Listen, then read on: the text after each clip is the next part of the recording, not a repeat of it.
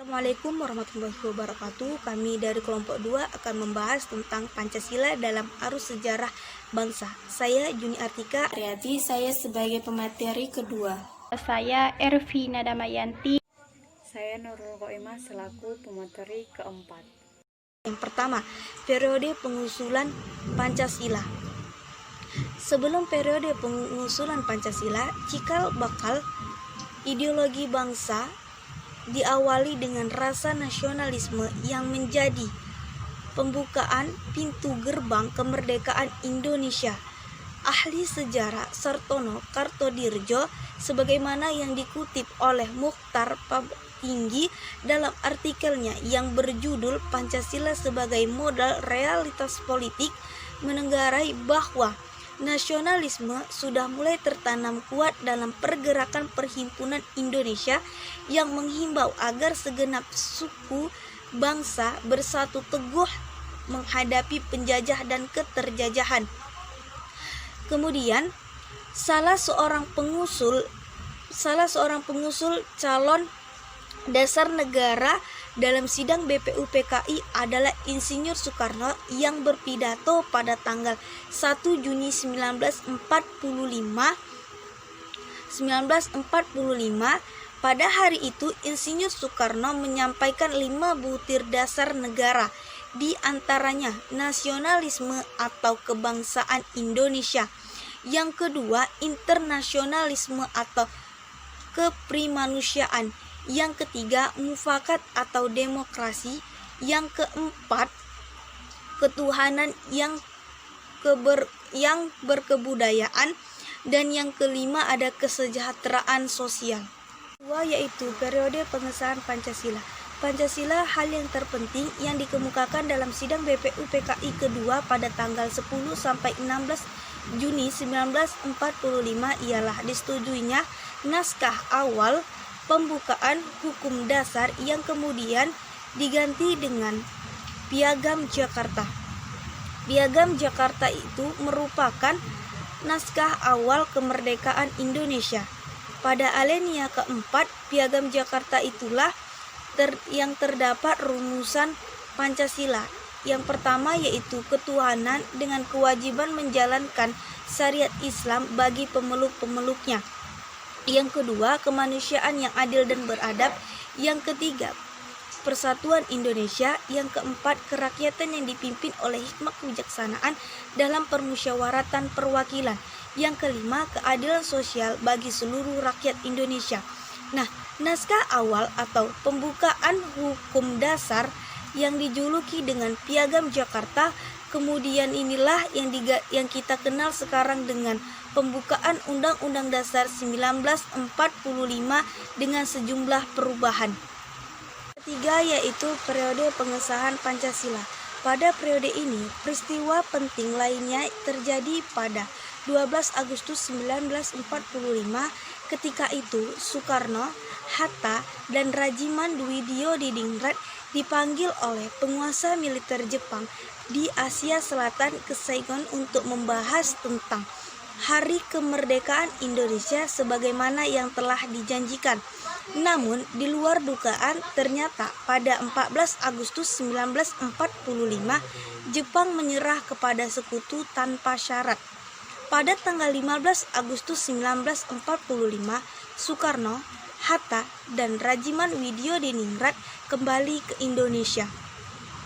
Kedatangan mereka disambut oleh para pemuda yang mendesak agar kemerdekaan bangsa Indonesia diproklamasikan secepatnya karena mereka tanggap terhadap perubahan situasi politik pada saat itu. Melalui jalan lika-liku, akhirnya dicetuskanlah proklamasi kemerdekaan itu yang ditekankan oleh Muhammad Hatta dan ditulis oleh Insinyur Soekarno. Baiklah, di sini saya akan melanjutkan materi yang telah disampaikan sebelumnya oleh teman saya Juni Artika mengenai alasan diperlukannya Pancasila dalam kajian sejarah bangsa Indonesia. Nah, alasan diperlukannya Pancasila dalam kajian sejarah bangsa Indonesia ada 5, yaitu yang pertama Pancasila sebagai identitas bangsa Indonesia. Nah, Pancasila sebagai identitas bangsa Indonesia merupakan konsekuensi dari proses inkulturasi dan akulturasi yang dibentuk melalui budaya. Nah, yang kedua, Pancasila sebagai kepribadian bangsa Indonesia. Pancasila sebagai kepribadian bangsa Indonesia artinya nilai-nilai ketuhanan, kemanusiaan, kerakyatan, dan keadilan diwujudkan dalam sikap mental dan tingkah laku serta amal perbuatan. Nah, yang ketiga, Pancasila sebagai pandangan hidup bangsa Indonesia. Pancasila sebagai pandangan hidup bangsa Indonesia berarti Pancasila melekat dalam kehidupan masyarakat dan dijadikan norma dalam bersikap dan bertindak. Ketika Pancasila berfungsi sebagai pandangan hidup bangsa Indonesia, maka seluruh nilai Pancasila dimanifestasikan ke dalam kehidupan bermasyarakat, berbangsa, dan bernegara. Nah, yang keempat, Pancasila sebagai jiwa bangsa.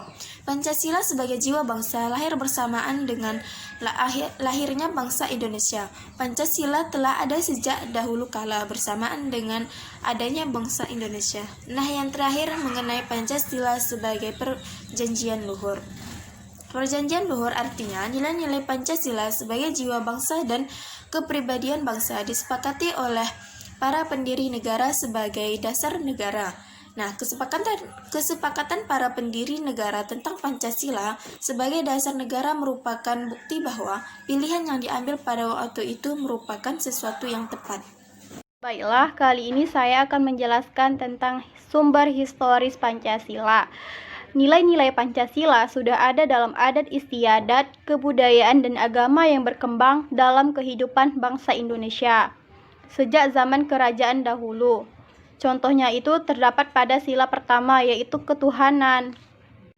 Sudah ada pada zaman dahulu, meskipun dalam praktik pemujaan yang beraneka ragam, tetapi pengakuan tentang adanya Tuhan sudah diakui. Yang kedua, yaitu sumber sosiologis Pancasila.